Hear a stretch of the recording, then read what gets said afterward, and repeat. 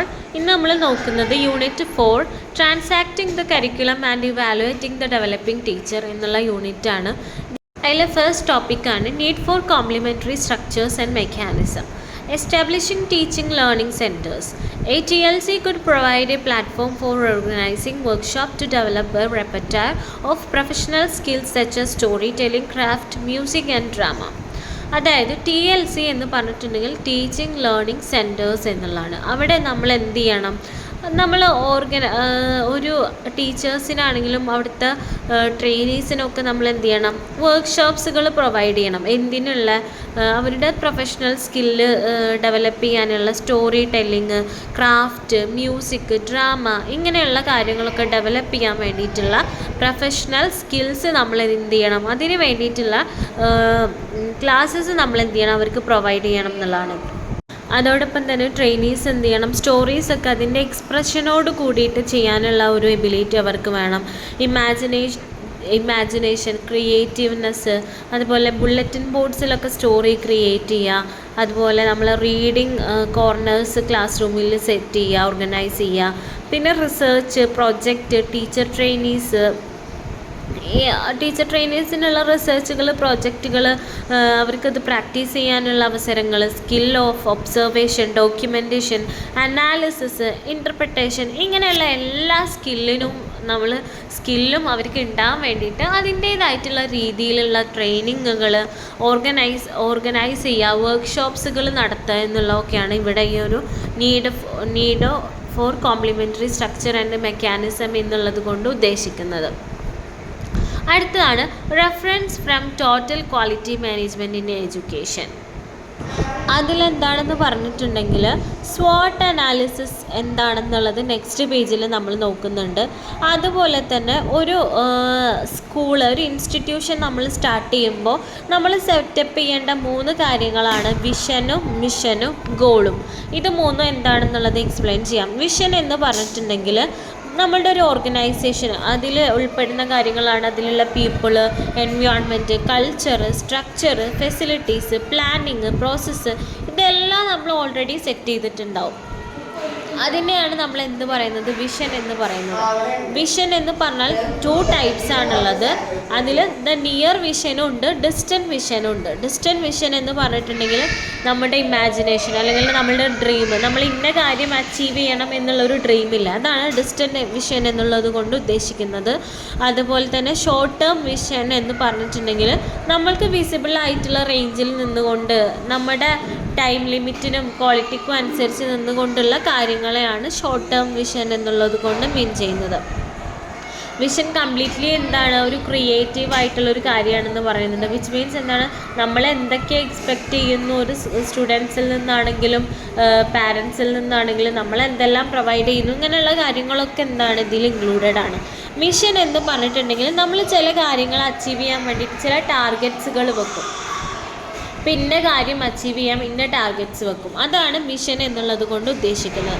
അതെപ്പോഴും എന്തായിരിക്കണം, ഡയറക്ഷണൽ ആയിരിക്കും, ഒരാൾ ഡയറക്റ്റ് ചെയ്യുന്ന രീതിയിലായിരിക്കും ആ മിഷൻ പോകുന്നുണ്ടാവുക.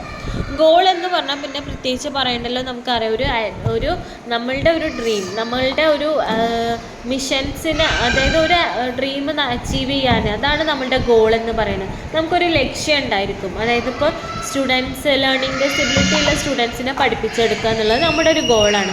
അപ്പോൾ അത് ടാർഗറ്റ് ചെയ്തുകൊണ്ട് നമ്മൾ എന്ത് ചെയ്യണം, ചില മിഷൻസ്, ചില കാര്യങ്ങൾ നമ്മൾ സെറ്റ് ചെയ്യണം, അതാണ് മിഷൻ. അപ്പോൾ ഇതിൻ്റെ രണ്ടിനെയും ഡിഫറൻസ് മനസ്സിലായല്ലോ. സോ ഈ 3 കാര്യങ്ങളാണ് ഇതിൽ പറയുന്നത്. അടുത്തതാണ് SWOT analysis. Assessment, SWOT analysis interrelated and interdependent. അസസ്മെൻറ്റും SWOT അനാലിസിസ് എന്താണ്, പരസ്പരം കണക്റ്റഡ് ആണ്, പരസ്പരം എന്താണ് ഡിപ്പെൻഡൻ്റ് ആണെന്ന് പറയുന്നുണ്ട്. SWOT എന്ന് പറഞ്ഞിട്ടുണ്ടെങ്കിൽ എന്താണ്, S എന്നുള്ളത് ഇൻഡിക്കേറ്റ് ചെയ്യുന്നത് സ്ട്രെങ്ത്ത്, W എന്ന് പറഞ്ഞാൽ weakness, O opportunities and T എന്ന് പറഞ്ഞാൽ ത്രെഡ്സ്. ഇതിൻ്റെ ബേസിക് ആയിട്ടുള്ള തെസീസുകൾ എന്തൊക്കെയാണ്, ഇതിൻ്റെ ബേസിക് കാര്യങ്ങൾ എന്നുള്ളത് നോക്കാം. ഇതിലെന്താണ്, ഫസ്റ്റ് നമ്മളുടെ സ്ട്രെങ്ത്തും നമ്മളുടെ സ്ട്രെങ്ത്ത് എന്താണെന്നുള്ളത്, ഒരു സ്കൂളിനെ എടുക്കുകയാണെങ്കിൽ ആ സ്കൂളിൻ്റെ സ്ട്രെങ്ത്ത് ആയിട്ടുള്ള കാര്യങ്ങൾ എന്താണെന്നുള്ളത് തിരിച്ചറിയണം. അത് ഇമ്പ്രൂവ് ചെയ്യാനുള്ള കാര്യങ്ങൾ നമ്മൾ ഫർദർ കാര്യങ്ങൾ നമ്മൾ നോക്കണം എന്നുള്ളതാണ്. നെക്സ്റ്റ് പറയുന്നത് നമ്മുടെ വീക്ക്നെസ്സുകൾ. നമുക്ക് എന്തായാലും ഒരു സ്കൂളിന് സ്ട്രെങ്ത് ഉണ്ടാവും, വീക്ക്നെസ് ഉണ്ടാവും. വീക്ക് പാർട്ട് എന്താണെന്നുള്ളത് മനസ്സിലാക്കി അത് റെഡ്യൂസ് ചെയ്യാനുള്ള കാര്യങ്ങൾ നമ്മൾ നടത്തുക. നെക്സ്റ്റ് ആണ് നമ്മൾ ഓപ്പർച്യൂണിറ്റീസ് എന്ത് ചെയ്യുക, എക്സ്പ്ലോയിറ്റ് ചെയ്യുക എന്നുള്ളത്. ഓപ്പർച്യൂണിറ്റീസ് എന്ത് ചെയ്യണം, നമ്മൾ അത് നമ്മളുടെ സ്ട്രെങ്ത്താക്കി മാറ്റണം. എക്സ്പ്ലോയിറ്റ് ചെയ്ത്, അതായത് അതിനെ നമ്മൾ ചൂഷണം ചെയ്ത്, അതായത് പരമാവധി നമ്മളുടെ ഓപ്പർച്യൂണിറ്റീസ് നമ്മൾ മുതലെടുത്തിട്ട് അത് ആയിരിക്കണം, അത് നമ്മളുടെ സ്ട്രെങ്ത്താക്കി നമ്മൾ മാറ്റണം എന്നുള്ളതാണ്. ലാസ്റ്റത്തെയാണ് നമ്മുടെ സ്കൂളിലുള്ള ത്രെറ്റ്സുകൾ, അതായത് നമുക്കെതിരെയുള്ള ഭീഷണികൾ. പലതരത്തിലുള്ള ഭീഷണികൾ നമ്മൾ നേരിടുന്നുണ്ടാവും. ആസ് എ സ്കൂൾ നമ്മുടെ വീക്ക്നെസ്സുകളൊക്കെ, നമ്മുടെ സ്കൂളിലുള്ള നമുക്ക് വീക്കെൻഡായിട്ട് നടന്നു പോകുന്ന കാര്യങ്ങളൊക്കെ നമുക്കെതിരെയുള്ള ഭീഷണികളാണ്. അപ്പോൾ അതൊക്കെ എലിമിനേറ്റ് ചെയ്ത് അതൊക്കെ കുറച്ച് നമ്മുടെ ഒന്നും കൂടെ ശക്തിപ്പെടുത്താനും അതിനുള്ള സൊല്യൂഷൻസ് ഫൈൻഡ് ഔട്ട് ചെയ്യാനൊക്കെ ഉള്ള കാര്യങ്ങൾ നമ്മൾ ചെയ്യുക എന്നുള്ളതാണ്. അങ്ങനെ 4 പോയിൻറ്റ്സാണ് എന്താണ് SWOT അനാലിസിസിൽ വരുന്നത്. ഇനി നമ്മൾ നോക്കുന്നത് SWOT അനാലിസിസിൻ്റെ പ്രോസസ്സ് എങ്ങനെയൊക്കെയാണെന്നുള്ളത്. ഒരു ഓർഗനൈസേഷണൽ ഡയഗ്നോസിസ് ആണെന്ന് പറയുന്നുണ്ട്. അതായത് എന്താ ഡയഗ്നോസിസ് എന്ന് പറഞ്ഞാൽ എന്താ, നമ്മളിപ്പോൾ ഒരു അസുഖം വന്നാൽ അത് മാറ്റിയെടുക്കില്ല, ഡയഗ്നൈസ് ചെയ്യില്ല. അതുതന്നെയാണ് ഇവിടെയും. അതെന്താണ്, ഒരു സ്കൂളിൻ്റെ പല പ്രശ്നങ്ങൾക്കുള്ളൊരു പരിഹാരമായിട്ടാണ് SWOT അനാലിസിസിനെ പറയുന്നത്. ഇതൊരു കൈൻഡ് ഓഫ് അസസ്മെൻറ്റ് എന്ന് വേണമെങ്കിൽ നമുക്ക് പറയാം. ഇനി ഇതിൻ്റെ പ്രോസസ്സുകൾ കൊടുത്തിട്ടുണ്ട്. അതെന്താണെന്നുള്ളത് വായിക്കുമ്പോൾ മേ ബി നിങ്ങൾക്ക് ഭയങ്കര കൺഫ്യൂസിങ് ആയി തോന്നും. നിങ്ങൾക്ക് മനസ്സിലാൻ വേണ്ടി സിമ്പിളാക്കി പറഞ്ഞുതരാം. SWOT അനാലിസിസിൻ്റെ ഷീറ്റ്സ്, നമ്മൾ ബ്ലാങ്ക് ഷീറ്റുകൾ നമ്മൾ എന്ത് ചെയ്യുക, അതായത് ഇപ്പോൾ ഒരു സ്കൂള് ആണെങ്കിൽ അല്ലെങ്കിൽ ഒരു ഇൻസ്റ്റിറ്റ്യൂട്ട് ആണെങ്കിൽ അവിടുത്തെ സ്റ്റാഫുകളെല്ലാം നമ്മൾ വിളിച്ചു കൂട്ടിയിട്ട് നമ്മൾ എന്ത് ചെയ്യാണ്, അവർ ഒരു SWOT അനാലിസിസ് ഷീറ്റ് നമ്മൾ പ്രൊവൈഡ് ചെയ്യണം. അതായത് ഇപ്പോൾ ഞാനൊരു സ്റ്റാഫാണെങ്കിൽ എൻ്റെ സ്ട്രെങ്ത്ത്, എൻ്റെ വീക്ക്നെസ്, എനിക്ക് ഇവിടെ എക്സ്പ്ലോർ ചെയ്യാൻ പറ്റുന്ന, അതായത് ഇപ്പോൾ ഒരു ഇൻസ്റ്റിറ്റ്യൂഷൻ ബേസിൽ നോക്കുകയാണെങ്കിൽ നമ്മുടെ സ്ട്രെങ്ത്ത് എന്ന് പറയുന്നത് അവിടെയുള്ള റിസോഴ്സസുകളൊക്കെ നമുക്ക് നമ്മുടെ സ്ട്രെങ്ത്തായിട്ട് പറയാൻ പറ്റും. അതല്ലാണ്ട് അതായത് ഇപ്പോൾ എനിക്ക് കമ്പ്യൂട്ടർ അറിയാം, അവിടെ ഒരു കമ്പ്യൂട്ടർ ലാബ് റിസോഴ്സ് അവിടെ ഉണ്ട് എന്നുണ്ടെങ്കിൽ അതെന്താണ് നമ്മുടെ സ്ട്രെങ്ത്തായിട്ട് നമുക്ക് പറയാൻ പറ്റും എന്നുള്ളതാണ്. ഇനി അതല്ലാണ്ട് എനിക്ക് എൻ്റെ ഇൻറ്റേർണൽ സ്ട്രെങ്ത്ത് ഉണ്ടാവും, അതായത് ഇപ്പോൾ എനിക്ക് നന്നായി പാടാനോ അല്ലെങ്കിൽ നന്നായി കമ്മ്യൂണിക്കേഷന് കഴിയും, അല്ലെങ്കിൽ നന്നായി ലീഡ് ചെയ്യാൻ കഴിയും, ലീഡർഷിപ്പ് ക്വാളിറ്റി ഉള്ള ഒരാളാണ്, അതും എന്താണ് എൻ്റെ സ്ട്രെങ്ത്താണ്. അപ്പോൾ ഈ രീതിയിൽ എന്ത് ചെയ്യുക, അതുപോലെ നമ്മുടെ വീക്ക്നെസ്, നമുക്ക് എക്സ്പ്ലോർ ചെയ്യാൻ പറ്റുന്ന ഏരിയാസ്, അതാണ് അവിടെ ഓപ്പർച്യൂണിറ്റീസ് എന്ന് ഉദ്ദേശിക്കുന്നത്. അതായത് നമ്മൾ നേരിടുന്ന പ്രശ്നങ്ങൾ, ഇത്രയും അനാലിസിസിൻ്റെ ഒരു ഷീറ്റ് നമ്മൾ പ്രിപ്പയർ ചെയ്ത് കൊടുക്കുന്നു. പിന്നെ നമുക്ക് എന്ത് ചെയ്യാൻ പറ്റും, ഓരോ സ്റ്റാഫിനെയും ഒരു ഓപ്പൺ ഡിസ്കഷൻ നമുക്ക് വെക്കാൻ പറ്റും. അതായത് എല്ലാ സ്റ്റാഫുകളുടെയും ഇത്തരത്തിലുള്ള SWOT അനാലിസിസ് ലിസ്റ്റ് നമുക്ക് കിട്ടിയാൽ നമ്മുടെ ഓവറോൾ നമ്മളുടെ ഇൻസ്റ്റിറ്റ്യൂഷനിൽ നമുക്ക് എക്സ്പ്ലോർ ചെയ്യാൻ പറ്റുന്ന ഏരിയാസ്, നമുക്ക് നമ്മുടെ സ്ട്രെങ്തൺ ചെയ്യാൻ പറ്റുന്ന ഏരിയാസ്, നമ്മുടെ വീക്ക് പോയിൻറ്റ്സ് എല്ലാം നമുക്ക് പെട്ടെന്ന് തന്നെ അനലൈസ് ചെയ്യാൻ പറ്റും. അതോടൊപ്പം തന്നെ നമുക്ക് നല്ലൊരു ഡാറ്റ, തേർഡ് സ്റ്റെപ്പാണ് നമുക്ക് നല്ലൊരു ഡാറ്റ കളക്ട് ചെയ്ത് നമുക്ക് ചെയ്തൊരു ക്വസ്റ്റ്യനെയർ പോലെയോ അങ്ങനെയൊക്കെ നമുക്ക് എന്ത് ചെയ്യാം, ബാക്കിയുള്ള സ്റ്റാഫുകളുമായി ഡിസ്കസ് ചെയ്തിട്ട് നമുക്ക് എല്ലാത്തിനും ഒരു സൊല്യൂഷൻ അല്ലെങ്കിൽ നല്ലൊരു പ്ലാനിങ് നമുക്ക് എന്ത് ചെയ്യാൻ പറ്റും, ഈ ഒരു SWOT അനാലിസിസിലൂടെ നമുക്ക് ചെയ്തു വെക്കാൻ പറ്റും എന്നുള്ളതാണ്. നിങ്ങൾക്ക് മനസ്സിലായി എന്ന് വിചാരിക്കുന്നു. ഇനി അതിൻ്റെ ഒരു 3 സ്റ്റെപ്സ് പറയുന്നുണ്ട്, അതിൻ്റെ റിസൾട്ടായിട്ട് നമുക്ക് കിട്ടുന്നത്. ഒന്നെന്താണ്, നമുക്ക് ഒരു അസസ്മെൻറ്റ് ലഭിക്കും എന്നുള്ളതാണ്. അതുപോലെ തന്നെ നമുക്കൊരു പ്രൊഫൈൽ ഡാറ്റ നമ്മൾക്ക് എന്ത് ചെയ്യും, ടാബുലേറ്റ് ചെയ്തെടുക്കാൻ പറ്റും. അതായത് ഓരോ ആളുകളെ പറ്റിയിട്ട് നമുക്ക് എന്ത് ചെയ്യാൻ പറ്റും, അവരുടെ ഡീറ്റെയിൽസ് അടങ്ങിയിട്ടുള്ള ഒരു പ്രൊഫൈൽ സെറ്റ് ചെയ്യാൻ പറ്റും. അതുപോലെ തന്നെ എന്താണ്, ഒരു പ്രസൻറ്റ് സ്റ്റാഫ് ഡിസ്കഷൻ, അത് ആളുകളിലുള്ള ഒരു കൊളീഗ്സും അവിടെയുള്ള സ്റ്റാഫുകളും ഒക്കെ തമ്മിലുള്ള ഒരു ഓപ്പൺ ഡിസ്കഷനും കൂടെ എന്താണ് ഇതിൻ്റെ റിസൾട്ടായിട്ട് മാറും എന്നുള്ളതാണ്. ഇത്രയേ ഉള്ളൂ SWOT അനാലിസിസിനെ പറ്റി പറയാൻ. വളരെ ഇമ്പോർട്ടൻ്റ് ആണ്. മനസ്സിലാവാത്തവരുണ്ടെങ്കിൽ പേഴ്സണലി ചോദിക്കുക. നെക്സ്റ്റ് നമ്മൾ നോക്കുന്നത് സിഗ്നിഫിക്കൻസ് ഓഫ് ദ തീം. അതിൽ കാര്യമായിട്ടൊന്നും പറയുന്നില്ല. അതായത് ഓൾറെഡി ടീച്ചേഴ്സ് എന്ത് ചെയ്യണം, പല റോൾസ് അഡാപ്റ്റ് ചെയ്യുന്നുണ്ട്. അതായത് ഇപ്പോൾ ഫസ്റ്റ് സ്റ്റാൻഡേർഡിൽ പഠിപ്പിക്കുന്ന പോലെ ആയിരിക്കില്ല ചിലപ്പോൾ 5th സ്റ്റാൻഡേർഡിൽ നിൽക്കുന്നുണ്ടാവുക. നമ്മൾ ചിലപ്പം ഇംഗ്ലീഷ് സബ്ജക്റ്റ് എടുക്കുന്ന പോലെ ആയിരിക്കില്ല മാത്തമാറ്റിക്സിൻ്റെ നമ്മുടെ ടീച്ചിങ് മെത്തേഡ് എന്ന് പറയും. പല മെത്തഡോളജീസ്, പല രീതിയിൽ അവിടെ ടീച്ചേഴ്സിന് റിയാക്ട് ചെയ്യേണ്ടി വരും എന്നുള്ളതാണ്. അതൊക്കെ എന്താണ് ഒരു ഭയങ്കര എഫക്റ്റീവായിട്ട് നമുക്കുള്ള റിസോഴ്സസ് എഫക്റ്റീവായിട്ടൊക്കെ യൂസ് ചെയ്യുക എന്നുള്ളതൊക്കെയാണ് ഫസ്റ്റ് പാരഗ്രാഫിൽ പറയുന്നത്. നെക്സ്റ്റ് പാരഗ്രാഫിൽ പറയുന്നത് അത് കൂടാതെ നമ്മളൊരു സ്കൂളിൻ്റെ ഡെവലപ്മെൻറ്റിന് വേണ്ടിയിട്ട് STMC CAC എന്ന് പറയുന്ന പോലുള്ള കമ്മിറ്റീസാണ് അതൊക്കെ. STMC എന്ന് പറഞ്ഞിട്ടുണ്ടെങ്കിൽ school development and monitoring committee എന്നുള്ളതാണ്. അതുപോലെ CAC എന്ന് പറഞ്ഞാൽ കമ്മ്യൂണിറ്റി അഡ്വൈസറി കമ്മിറ്റി എന്നുള്ളതാണ്. അതുപോലെ തന്നെ പാരൻസ് കൗൺസിൽ. ഇതൊക്കെ എന്താണ് പലതരത്തിലുള്ള ഡെവലപ്മെൻറ്റിന് വേണ്ടിയിട്ട് എന്ത് ചെയ്യുന്നുണ്ട്, ഒരു സ്കൂളിനെ ഹെൽപ്പ് ചെയ്യുന്നുള്ളതാണ്. അതെന്തൊക്കെയാണെന്നുള്ള അവിടെ കൊടുത്തിട്ടുണ്ട്. Assessing class room process, learning achievements, teachers assessment, അങ്ങനെ ഒരുപാട് കാര്യങ്ങൾ നമ്മൾ ഓൾറെഡി പറഞ്ഞ കാര്യങ്ങളാണ്. ഇതിനൊക്കെ എന്താണ് ഈ STMC CAC പോലുള്ള കമ്മിറ്റീസ് ഒക്കെ എന്താണ് ഇതിൻ്റെ ഒരു പാർട്ടായിട്ട് മാറുന്നുണ്ട് എന്നുള്ളതാണ്. അല്ലാതെ നമുക്ക് സ്റ്റുഡൻസിൻ്റെ പ്രീവിയസ് നോളജ് ടെസ്റ്റ് ചെയ്യാനുള്ള 3 വഴികളാണ്. പ്ലാൻ ദ ലേൺ എങ്ങനെ പഠിക്കാം എന്നുള്ളത് ഫസ്റ്റ് പ്ലാൻ ചെയ്യുക. ദെൻ ആ പ്ലാന് നമ്മൾ ഇംപ്ലിമെൻറ്റ് ചെയ്യുക. എന്നിട്ട് ഇംപ്ലിമെൻറ്റ് ചെയ്ത പ്ലാനിന് നമ്മൾ എന്ത് ചെയ്യണം, ഇവാലുവേറ്റ് ചെയ്യണം. അങ്ങനെ 3 പ്രോസസ്സാണുള്ളത്. നെക്സ്റ്റാണ് അടുത്തത് പറയുന്നത് ഒരു ടീച്ചർ എന്നുള്ള രീതിയിൽ നോക്കുമ്പോൾ ഒരുപാട് റോൾസ് വഹിക്കുന്ന ഒരാളാണ് ടീച്ചർ എന്ന് പറയുന്നത്. അപ്പോൾ ഒരു ടീച്ചർ എന്തെല്ലാം കാര്യങ്ങൾ ഫെസിലിറ്റേറ്റ് ചെയ്യണം എന്നുള്ളതാണ് കൊടുത്തിട്ടുള്ളത്. നിങ്ങൾക്ക് വായിക്കുമ്പോൾ തന്നെ മനസ്സിലാവും. അതായത് അതിലെന്തൊക്കെയാണ് facilitating the achievement of classroom mission with the constrain imposed by school and classroom setting. അതായത് നമ്മളുടെ കുറച്ച് മിഷൻസ് ഉണ്ടാവും. അതൊക്കെ എന്ത് ചെയ്യണം, നമ്മൾ കറക്റ്റായ രീതിയിൽ ക്ലാസ് റൂമിൻ്റെ അച്ചീവ്മെൻറ്റിന് വേണ്ടിയിട്ട് നമ്മൾ പ്രാക്ടിക്കലാക്കാം. അതുപോലെ പ്രാക്ടീസസുകൾ പ്ലാൻസുകളൊക്കെ എന്ത് ചെയ്യുക, ഇംപ്ലിമെൻറ്റ് ചെയ്യാം. അങ്ങനെയുള്ള കാര്യങ്ങളാണ് അതിൽ പറഞ്ഞിട്ടുള്ളത്. നിങ്ങൾ വായിച്ച് നോക്കുക, ഡൗട്ട്സ് ഉണ്ടെങ്കിൽ ചോദിക്കുക. പിന്നെ അതിൽ കൊടുത്തിട്ടുണ്ട് ഒരു സ്കൂളിൻ്റെ സക്സസ്സിന് വേണ്ടിയിട്ട് ആസ് എ ടീച്ചേഴ്സിന് കോൺട്രിബ്യൂട്ട് ചെയ്യാൻ പറ്റുന്ന കാര്യങ്ങളാണ്. റിസോഴ്സ് പ്രൊവൈഡറായിട്ട് പ്രവർത്തിപ്പിക്കാൻ പറ്റും. അതേപോലെ ഇൻസ്ട്രക്ഷൻസ് കൊടുക്കുന്നത്, കരിക്കുലം സെറ്റ് ചെയ്യുന്നതിൽ, അതുപോലെ ക്ലാസ് റൂം സപ്പോർട്ടറായിട്ട്, ലേണിംഗ് ഫെസിലിറ്റേറ്ററായിട്ട്, ഒരു മെൻറ്റർ, സ്കൂൾ ലീഡർ, ഇങ്ങനെ പല രീതിയിലുള്ള റോൾസ് എന്ത് ചെയ്യാൻ പറ്റും, ഒരു ടീച്ചർക്ക് ചെയ്യാൻ പറ്റും. അതൊക്കെ എന്താണ് സ്കൂളിൻ്റെ സക്സസ്സിന് ഒരു കാരണമാകുന്നതാണ്. നെക്സ്റ്റ് ടോപ്പിക്കാണ് ടൈം മാനേജ്മെൻറ്റ്. ഒരു സ്കൂൾ മാനേജ്മെൻറ്റിൽ വളരെ ഏറ്റവും ഇമ്പോർട്ടൻ്റ് ആയിട്ടുള്ളൊരു പാർട്ടാണ് ടൈം മാനേജ്മെൻറ്റ് എന്ന് പറയുന്നത്. അതിൽ പിറ്റ്മൻ ടൈം മാനേജ്മെൻറ്റ് ഡിഫൈൻ ചെയ്തിട്ടുള്ളത് well arranged time is the surest mark of a well arranged mind എന്നാണ്.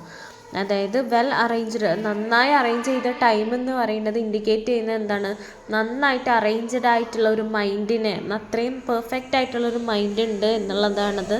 അതിനെ എന്ത് പറയുന്നത്, ഷുവറസ്റ്റ് മാർക്ക് എന്ന് പറയുന്നുണ്ട്.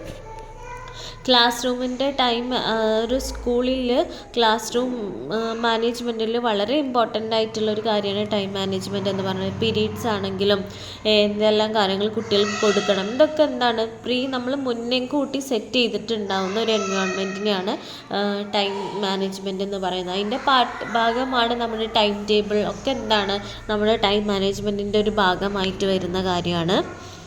അതിൽ ടൈം ടേബിൾ എന്ന് പറയുന്നത് എൻ്റെ ഉപകാരങ്ങൾ എന്തൊക്കെയാണെന്നുള്ളത്. ടൈം ടേബിൾ ഉണ്ടെങ്കിൽ എന്ത് ചെയ്യാം, നമുക്ക് സിസ്റ്റമാറ്റിക് ആയിട്ട് ക്ലാസ്സുകൾ മുന്നോട്ട് കൊണ്ടുപോകാൻ പറ്റും. നമ്മുടെ പ്രോഗ്രാംസും കാര്യങ്ങളും റെഗുലറായി നടന്നു പോകും. അതുപോലെ ടൈം വേസ്റ്റേജ് എലിമിനേറ്റ് ചെയ്യാൻ പറ്റും.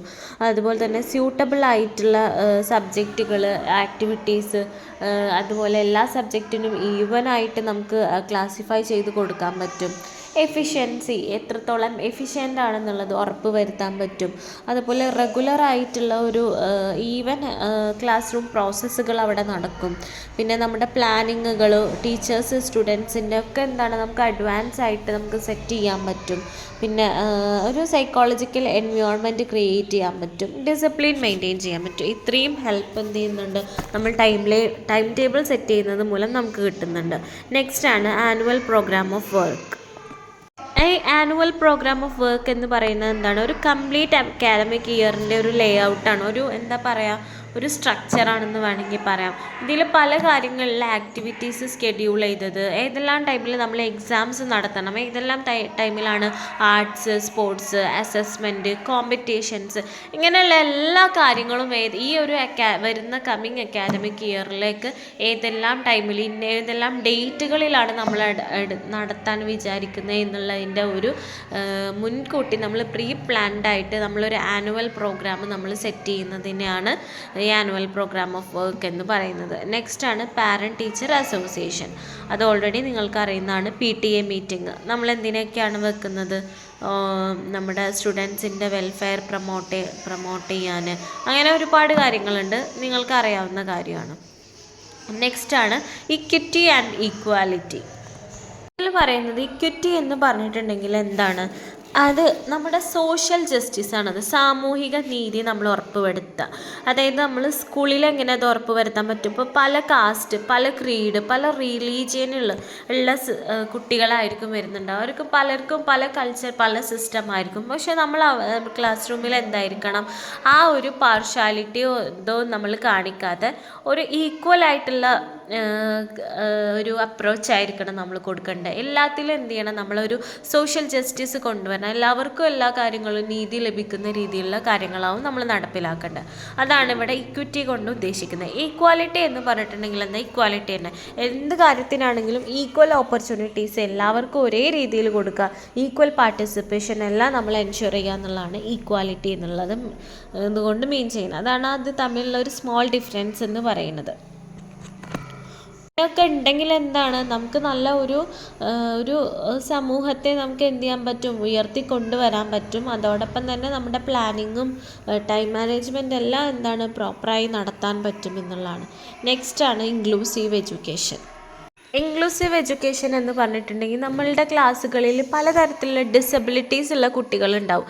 ഈവൻ ദോ ലേണിംഗ് ഡിസബിലിറ്റി ആയിക്കോട്ടെ, അല്ലെങ്കിൽ ഇനി മറ്റെന്തെങ്കിലും ഹിയറിംഗ് ഇമ്പയർമെൻറ്റോ അല്ലെങ്കിൽ ഐസൈറ്റ് പ്രോബ്ലംസോ ഇങ്ങനെയുള്ള ഡിസബിലിറ്റീസ് ഉള്ള കുട്ടികളും സ്വാഭാവികമായിട്ട് ഒരു ജനറൽ സ്കൂൾസ് നമ്മൾ നോക്കുകയാണെങ്കിൽ ഇത്തരത്തിലുള്ള കുട്ടികളുണ്ടാവും. അപ്പോൾ നമ്മൾ എന്ത് ചെയ്യണം, ടീച്ചേഴ്സ് എന്തായിരിക്കണം, ഇതിനെപ്പറ്റി അവെയർ ആയിരിക്കണം. അവരെ മാറ്റി നിർത്താതെ അവർക്കും കൂടെ എഡ്യൂക്കേഷൻ ഉറപ്പുവരുത്തുക എന്നുള്ളതാണ് ഇൻക്ലൂസീവ് എഡ്യൂക്കേഷൻ കൊണ്ട് ഉദ്ദേശിക്കുന്നത്. അതായത് ഇത്തരത്തിലുള്ള എല്ലാ കുട്ടികളും ഒരുമിച്ചിരുന്ന് പഠിക്കുക, അതായത് എഡ്യൂക്കേഷൻ നമ്മൾ എന്ത് ചെയ്യുക, അവർക്ക് എൻഷുർ ചെയ്യുക എന്നുള്ളതാണ്. അപ്പോൾ അങ്ങനെ വരുമ്പോൾ എന്ത് ചെയ്യും, അവർക്ക് ഒരുപാട് മാറ്റങ്ങൾ വരും. എല്ലാവരും പരിഗണിക്കുന്ന പോലെ തന്നെ അവരെ അവോയ്ഡ് ചെയ്യാനോ കുട്ടിയിലെ ക്ലാസ്സിലെ മറ്റുള്ള കുട്ടികളായിക്കോട്ടെ ടീച്ചേഴ്സ് ആയിക്കോട്ടെ അവരെ അവോയ്ഡ് ചെയ്യാനോ മാറ്റി നിർത്തപ്പെടാനോ ഉള്ള സാഹചര്യം ഉണ്ടാക്കരുത്. എല്ലാം എന്ത് ചെയ്യണം, ഈക്വലായിട്ട് നമ്മൾ എന്ത് ചെയ്യണം, കൊടുക്കണം എന്നുള്ളതാണ് ഇൻക്ലൂസീവ് എഡ്യൂക്കേഷൻ എന്നുള്ളത് കൊണ്ട് ഉദ്ദേശിക്കുന്നത്. അതായത് സ്പെഷ്യൽ നീഡ്സ്, സ്പെഷ്യൽ കെയർ വേണ്ട കുട്ടികളും എന്ത് ചെയ്യണം, കുട്ടികളും അല്ലാത്ത നോർമൽ സ്റ്റുഡൻസ് ഒന്നിച്ചിരുന്ന് പഠിക്കുക എന്നുള്ളതാണ് ഇൻക്ലൂസീവ് എഡ്യൂക്കേഷൻ എന്നുള്ളതിൻ്റെ കോൺസെപ്റ്റ്. ഇനി അടുത്തതായിട്ട് നമ്മൾ നോക്കുന്നത് ക്രിട്ടിക്സ് ആണ്. അപ്പോൾ ഇങ്ങനെയൊക്കെ നമ്മൾ സിസ്റ്റംസ് ഓർഗനൈസേഷൻസ് ഒക്കെ നമ്മൾ സെറ്റ് ചെയ്താലും ഒരുപാട് പോരായ്മകൾ, ഒരുപാട് വിമർശനങ്ങൾ അതിലുണ്ടാവും എന്നുള്ളതാണ്. അതിൽ ഫസ്റ്റ് വൺ ആയിട്ട് പറയുന്നത് എന്താണ്, ലാക്ക് ഓഫ് പ്ലാന് നമ്മളൊക്കെ ഓൾറെഡി സെറ്റ് ചെയ്തു, പക്ഷെ അത് എക്സിക്യൂട്ട് ചെയ്യുന്നതിൽ വരുന്ന മിസ്റ്റേക്കുകളാണ്. അത് ഒരുപാട് മേ ബി നമുക്ക് എക്സിക്യൂഷൻ ടൈമിൽ പ്ലാനുകളിൽ മാറ്റങ്ങൾ വരുത്തേണ്ടി വരും. മിക്കവാറും അതോറിറ്റീസിനെ ഡിപ്പെൻഡ് ചെയ്യേണ്ടി വരും. നമ്മൾ ഓൾറെഡി ഇന്ന കാര്യം എക്സിക്യൂട്ട് ചെയ്യാം ഒരു ടീംസിനെ ഏൽപ്പിച്ചിട്ടുണ്ടാവാം. ചിലപ്പോൾ അവരത് കൃത്യമായി ചെയ്യാത്തത് കൊണ്ട് തന്നെ ഹയർ അതോറിറ്റീസിന് അതിൽ ഇടപെടേണ്ടി വരും. അതൊക്കെ അവരുടെ മറ്റ് പ്ലാനുകളെയും ബാധിക്കും. അതുപോലെ തന്നെ ചിലപ്പം നമ്മുടെ മിഡ് വേയിൽ വെച്ചിട്ട് ചില ചേഞ്ചസ് വരുത്തേണ്ടി വരും. ചിലപ്പോൾ നമ്മൾ വിചാരിച്ച അതേ ടൈം ഷെഡ്യൂളിൽ നമുക്ക് നടത്താൻ പറ്റിയെന്ന് വരില്ല. ചിലപ്പം ചില ആക്ടിവിറ്റീസ് പെട്ടെന്ന് ആഡ് ഓൺ ചെയ്യേണ്ടി വരും, ചിലപ്പോൾ ഒഴിവാക്കേണ്ടി വരും. അപ്പോൾ ഇതൊക്കെ എന്താണ്, ഇതിനെതിരായിട്ടുള്ളൊരു ക്രിട്ടിക്കായിട്ട് നമുക്ക് പറയാൻ പറ്റും. അടുത്ത പാരഗ്രാഫിൽ പറയുന്നത് ടീച്ചർ സെൻറ്റേർഡ് ക്ലാസ് റൂമുകളാണ്. ഇപ്പോഴും ടീച്ചേഴ്സ് ആയിരിക്കും ക്ലാസ് റൂമിൽ ഡോമിനേറ്റ് ചെയ്ത് നിൽക്കുക. അതിൻ്റെ പ്രശ്നങ്ങൾ എന്തൊക്കെയാണെന്നുള്ളത് ഞാൻ എക്സ്പ്ലെയിൻ ചെയ്യാണ്ട് തന്നെ നിങ്ങൾക്ക് അറിയാമെന്ന് വിചാരിക്കുന്നു. കാരണം ഇപ്പോഴും എന്തായിരിക്കും, കുട്ടികൾ കോർഡിനേഷൻ, ലീഡർഷിപ്പ് ക്വാളിറ്റി ഇങ്ങനെയുള്ളതൊക്കെ എന്ത് ചെയ്യും, കുട്ടികളിൽ കുറഞ്ഞു വരും. നേരെ മറിച്ച് ടീച്ചർ അവിടെ ഒരു ഡയറക്ടറിനെ പോലെയും സ്റ്റുഡൻസാണ് അവിടെ ഡോമിനേറ്റ് ചെയ്ത് നിൽക്കുന്നതെങ്കിൽ അവർക്ക് എല്ലാ വിധത്തിലും വളരാനും ഒരു ലേണിങ് ഉയർത്തിയെടുക്കാനൊക്കെ പറ്റുന്ന നല്ലൊരു ക്ലാസ് റൂമാക്കി നമുക്കത് മാറ്റാൻ പറ്റും എന്നുള്ളതാണ്. അടുത്തതായിട്ട് പറയുന്നത് lack of proper and professional guidance in planning. അതായത് ഒരു പ്രോപ്പർ പ്രൊഫഷണൽ ആയിട്ടുള്ള ഗൈഡനിങ് കിട്ടാത്തതിൻ്റെ പ്രശ്നം. ചിലപ്പോൾ നമ്മൾ ഇന്ന ഡ്യൂട്ടി നമ്മൾ അസൈൻ ചെയ്തിട്ടുണ്ടാവും. മേ ബി അതിന് വേണ്ടിയിട്ട് അവർ ചെയ്യേണ്ട കാര്യങ്ങൾ എന്തായാലും ഇത്തരത്തിലുള്ള ഡീറ്റെയിൽഡ് എക്സ്പ്ലനേഷൻ നമ്മൾ അവർക്ക് കൊടുത്തിട്ടില്ല എങ്കിൽ അത് എക്സിക്യൂട്ട് ചെയ്യുന്നതിൽ എന്ത് വരും, ഒരുപാട് അപാകതകൾ വരും. അതും എന്താണ്, ഇതിനെ ഒരു കാര്യമായിട്ട് എന്ത് ചെയ്യും, സാരമായി ബാധിക്കും എന്നുള്ളതാണ്. പിന്നെ നെക്സ്റ്റ് പറയുന്നത് ഇൻക്ലൂഷനാണ്. നമ്മൾ പറഞ്ഞു എല്ലാ വിധത്തിലുള്ള കുട്ടികൾ ഒരു ക്ലാസ് റൂമിൽ വരുമ്പോൾ സ്വാഭാവികമായിട്ടും ടീച്ചർക്ക് ക്ലാസ് റൂം മാനേജ്മെൻറ്റ് എന്ന് പറയുന്നത് വളരെ ബുദ്ധിമുട്ടായിട്ടുള്ളൊരു ടാസ്ക്കായി മാറും. അതായത് ടെക്നോളജി പരമായിട്ട് multiculturalism, alternative scheduling, standardised testing, integrated curriculum, ഇതൊക്കെ എന്താണ് ഒരു പലതരത്തിലുള്ള ഡൈവേഴ്സിറ്റി ക്ലാസ്സിൽ കൊണ്ടുവരുന്ന കാര്യങ്ങളാണ്. അപ്പോൾ ഇതൊക്കെ എന്ത് ചെയ്യും, ടീച്ചേഴ്സിനെ പ്രോപ്പറായിട്ട് ക്ലാസ് റൂം മാനേജ് ചെയ്യാനോ ഒരു നമ്മളുടെ ലേണിംഗ് പ്രോസസ്സ് പ്രോപ്പറായി നടക്കാതിരിക്കാനോ ഒക്കെ ഇതിനെ അഫക്റ്റ് ചെയ്യുന്ന കാര്യങ്ങളാണ്. ഇനി ഇതിനെ പോയിൻറ്റ്സ് ആയിട്ടൊരു 7 പോയിൻ്റ് കൊടുത്തിട്ടുണ്ട്. Lakh of vision and mission, proper planning ഇല്ലായ്മ, അതുപോലെ തന്നെ അൺസയൻറ്റിഫിക് മെത്തേഡ്സ്, അതുപോലെ പ്രോപ്പറായിട്ട് സൂപ്പർവൈസ് ചെയ്യാനുള്ള ആളുകളില്ലാതെ വരുമ്പോൾ, പിന്നെ ക്ലാസ് റൂം എൻവയോൺമെൻറ്റിന് നമ്മൾ അത്രമാത്രം പ്രാധാന്യം കൊടുത്തില്ലെങ്കിൽ, ക്ലാസ് റൂം ഭയങ്കര ഇടുക്കി കുത്തി കുട്ടികൾക്കൊരു അൺകംഫർട്ടബിൾ ഫീലിംഗ് ആണെങ്കിൽ സ്വാഭാവികമായിട്ടും ടോട്ടലി അവരുടെ പഠനത്തെയും മൊത്തത്തിൽ അവരെ ബാധിക്കും എന്നുള്ളതാണ്. പിന്നെന്താണ്, utilisation of the students as a human, അതായത് ഒരു ഉള്ള റിസോഴ്സസ് കൃത്യമായ രീതിയിൽ ഉപയോഗിക്കാതെ വരിക. അതുപോലെ തന്നെ എന്താണ്, cluster and the block improper ആയിട്ടുള്ള പ്ലാനിങ്, എന്ത് കാര്യങ്ങളിലാണെങ്കിലും ഇംപ്രോപ്പർ ആയിട്ടുള്ളൊരു പ്ലാനിങ് നമ്മൾ നടത്താം. അതുപോലെ തന്നെ ആബ്സെൻസ് ഓഫ് അപ്രൈസൽ, അങ്ങനെ പറഞ്ഞിട്ടുണ്ടെങ്കിൽ മൂല്യനിർണ്ണയം നമ്മൾ കൃത്യമായിട്ട് നമ്മൾ വിലയിരുത്താതെ മൂല്യനിർണ്ണയം നടത്താതെ വരുന്നതും എന്തിനെ സാരമായിട്ട് ബാധിക്കും.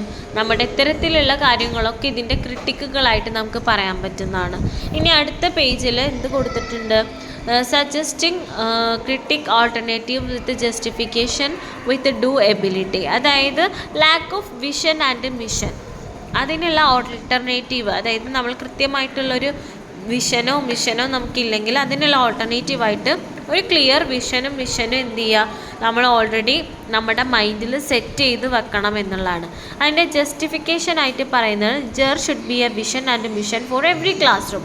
തീർച്ചയായിട്ടും നമുക്ക് നമ്മളുടേതായിട്ടുള്ള ഒരു വ്യൂ പോയിൻറ്റ്സ്, ഇന്ന കാര്യം പഠിപ്പിക്കണം, അതിൻ്റെ ഒബ്ജക്റ്റീവ്സും കാര്യങ്ങളൊക്കെ നമ്മൾ എന്തായിരിക്കണം, പ്രീ പ്ലാൻഡ് ആയിരിക്കണം. അത് എഫക്റ്റീവായ രീതിയിൽ നമ്മൾ ഓർഗനൈസ് ചെയ്ത് അവർക്ക് പ്ലാൻ ചെയ്ത് അവരിൽ ഇംപ്ലിമെൻറ്റ് ചെയ്യുകയാണ് നമ്മൾ വേണ്ടത്. And scientific method of monitoring, and ആ ഭാഗം നിങ്ങൾ എന്ത് ചെയ്യുക, വായിച്ച് നോക്കുക. 7 പോയിൻറ്റ്സിൻ്റെ നമ്മളിപ്പോൾ ഈ ഇത്തരത്തിലുള്ള 7 ഒരു ഈ എന്താ പറയുക, നമ്മളിപ്പോൾ ചാലഞ്ചസ് നമ്മളുടെ മുന്നിലുണ്ട് എന്നുണ്ടെങ്കിൽ അതിനെ നമ്മൾക്ക് എങ്ങനെ പരിഹരിക്കാം, അത് പരിഹരിച്ച മൂലം നമുക്ക് എന്ത് ജസ്റ്റിഫിക്കേഷനാണ് അവിടെ ഉണ്ടാവുന്നത് എന്നുള്ളതാണ് ഈ ഒരു ഇതിൽ കൊടുത്തിട്ടുള്ളത്. സോ അത് നിങ്ങൾ എന്ത് ചെയ്യുക, വായിച്ച് നോക്കുക. ഇത് കൂടാതെ കുറച്ച് സജഷൻസും കൂടെ കൊടുത്തിട്ടുണ്ട്. പേജ് നമ്പർ 54-ൽ എന്ത് ക്വാളിറ്റേറ്റീവ് ആയിട്ടുള്ള ഇമ്പ്രൂവ്മെൻറ്റിന് ഫോക്കസ് ചെയ്ത് നമ്മൾ പഠിപ്പിക്കുക. അതുപോലെ തന്നെ പ്രാക്ടിക്കൽ ആസ്പെക്ട്സിൽ നമ്മൾ എന്ത് ചെയ്യണം, എഡ്യൂക്കേഷണൽ പ്ലാനിങ്ങും ഓർഗനൈസേഷനും ഒക്കെ നടത്തണം. അതായത് കുട്ടികൾക്ക് നമ്മൾ വെറുതെ പുസ്തകത്തിലുള്ള അവിടെ നിന്നിങ്ങനെ പറഞ്ഞു കൊടുക്കുക എന്നല്ലാതെ പ്രാക്ടിക്കലായിട്ട് അതെങ്ങനെ പ്ലാൻ ചെയ്യാം എന്നുള്ളതും കൂടെ നമ്മൾ ചിന്തിച്ചു. അതായത് അതിൽ പെടുന്നതാണ് കോ കരിക്കുലർ ഏരിയാസും പേഴ്സണാലിറ്റി ഡെവലപ്മെൻറ്റ്, ഇവാലുവേഷൻ, റിലേറ്റഡ് ആയിട്ടുള്ള ആസ്പെക്ട്സുകൾ, ഫീൽഡ് ട്രിപ്പുകൾ, ഇതൊക്കെ അതിൽ പെടുന്നതാണ്. അതുപോലെ തന്നെ organisation of activities related to quality improvement, അതായത് ക്വാളിറ്റി ഇമ്പ്രൂവ് ചെയ്യാൻ വേണ്ടിയിട്ട് നമുക്ക് എന്ത് ചെയ്യാം, പലതരത്തിലുള്ള ആക്ടിവിറ്റീസ് ഓർഗനൈസ് ചെയ്യാം. അതുപോലെ കൃത്യമായ രീതിയിലുള്ള സൂപ്പർവിഷൻസ്, പിന്നെ പ്രോഗ്രാമുകളും, അതുപോലെ കുട്ടികളുടെ ടാലൻറ്റും ഒക്കെ പുറത്ത് കൊണ്ടുവരാനുള്ള പ്രോഗ്രാംസ് കാര്യങ്ങൾ, പിന്നെ കറക്റ്റ് ടൈമിൽ ആവശ്യാനുസരണം ഇവാലുവേഷനും റിസർച്ചുകളൊക്കെ കൊടുക്കുക. ആക്ടിവിറ്റീസ്, കുട്ടികളുടെ സ്റ്റുഡൻസ് ഡെവലപ്മെൻറ്റ് ആക്ടിവിറ്റികൾക്ക് പ്രയോറിറ്റി കൊടുക്കുക. അതുപോലെ പ്രൈമറി എഡ്യൂക്കേഷനിൽ ഏറ്റവും ബേസിക്കായിട്ട് വേണ്ടിയിട്ടുള്ള നീഡ്സുകൾ എന്ത് ചെയ്യുക, പ്രൊവൈഡ് ചെയ്യുക. ഇതൊക്കെയാണ് നമുക്ക് അടുത്ത കുറച്ച് ഇതിങ്ങനെയുള്ള ചാലഞ്ചസൊക്കെ നമുക്ക് മറികടക്കാനുള്ള ടിപ്സായിട്ട് പറയുന്നത്.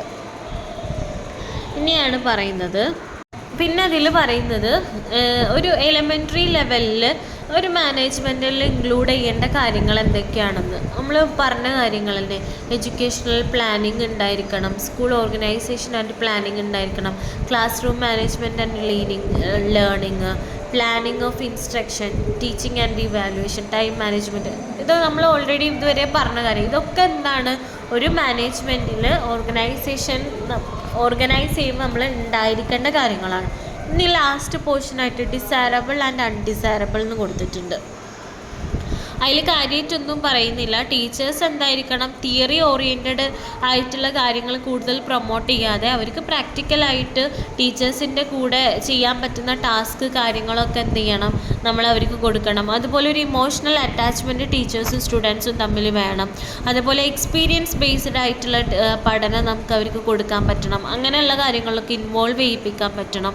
കൂടുതലും നോളജ് എന്ന് പറയുന്ന കോൺസെപ്റ്റ് എന്താണ്, കൺസ്ട്രക്ഷനാണ്, അല്ലാതെ മെമ്മറൈസേഷൻ അല്ല. അതായത് ബൈ ഹാർട്ട് പഠിക്കലോ മനഃപ്പാഠമാക്കലോ അല്ല, മറിച്ച് എന്താണ്, നമ്മൾ തന്നെ നമുക്ക് കിട്ടുന്ന അറിവും ഓൾറെഡി ടീച്ചേഴ്സ് നമുക്ക് പകർന്നു തരുന്ന അറിവും നമ്മളുടെ സ്റ്റുഡൻസിന് ഓൾറെഡി മുന്നേ ഉള്ള അറിവും പിന്നെ അവർ ക്രിയേറ്റീവായിട്ട് ചിന്തിക്കുന്നതും കൂടെ കൂട്ടിക്കലർത്തിയിട്ട് എന്തായാലും അവർ കൺസ്ട്രക്റ്റ് ചെയ്യുകയാണ് ചെയ്യുന്നത്. അവരിൽ സ്വയം എന്ത് ചെയ്യണം, ഐഡിയാസ് ബിൽഡ് ചെയ്ത് വരണം. അങ്ങനെയൊക്കെ വേണമെങ്കിൽ നമ്മൾ ഈ തിയറി പാർട്ട് മാത്രം കുട്ടികൾക്ക് കൊടുത്തിട്ടുണ്ടെങ്കിൽ അവരിൽ ആ ഒരു ഡെവലപ്മെൻറ്റ് നമുക്ക് സാധ്യമാക്കാൻ കഴിയില്ല. നമ്മൾ പറഞ്ഞ ഇതുപോലുള്ള ആക്ടിവിറ്റീസ്, പ്രാക്ടിക്കലായിട്ടുള്ള കാര്യങ്ങൾ, നമുക്ക് പ്രാക്ടിക്കലി എക്സ്പീരിയൻസ് ചെയ്യാൻ പറ്റുന്ന ഡയറക്റ്റ് എക്സ്പീരിയൻസ് ചെയ്യിപ്പിച്ചിട്ട് ഇത്തരത്തിലുള്ള ക്ലാസ്സുകളൊക്കെ നമ്മൾ എന്ത് ചെയ്യണം, അവർക്ക് പ്രൊവൈഡ് ചെയ്യണം എന്നുള്ളതാണ്. ഇത്രയേ ഉള്ളൂ ഈ ഒരു യൂണിറ്റ് എന്ന് പറയുന്നത്. Thank you.